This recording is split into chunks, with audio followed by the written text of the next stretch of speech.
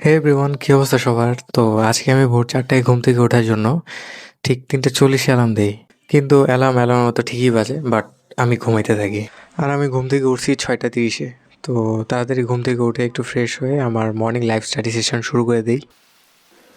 আর আজ যেহেতু আমার চ্যালেঞ্জের 12তম দিন, তাই আজকের রুটিন অনুযায়ী আমার ফিজিক্স অ্যান্ড কেমিস্ট্রি পড়ার কথা ছিল, কিন্তু পরশু আমার বাংলা এক্সাম হওয়ার কারণে আমি বাংলা পড়া শুরু করি।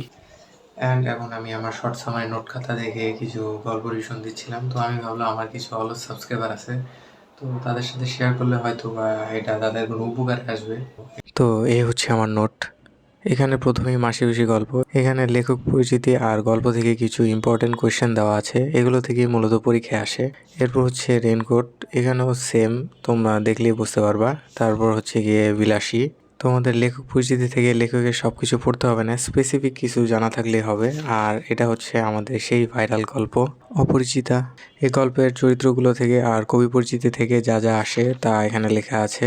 আর এখানে এই কবিতাগুলোর কোন কোন কাব্যগ্রন্থ থেকে সংকলন করা হয়েছে তা মনে রাখার জন্য কিছু টিপস, যেমন অপরিচিতা, গ্রিন ফ্ল্যাগ। তো তোমরা তো বুঝবাই এখানে কি বোঝানো হয়েছে, কারণ তোমরা তো জেনজি, তাই না? এর জন্য সবুজ পত্র থেকে এটা সংকলিত। আরগুলি তোমরা নিচেই দেখে নিবা।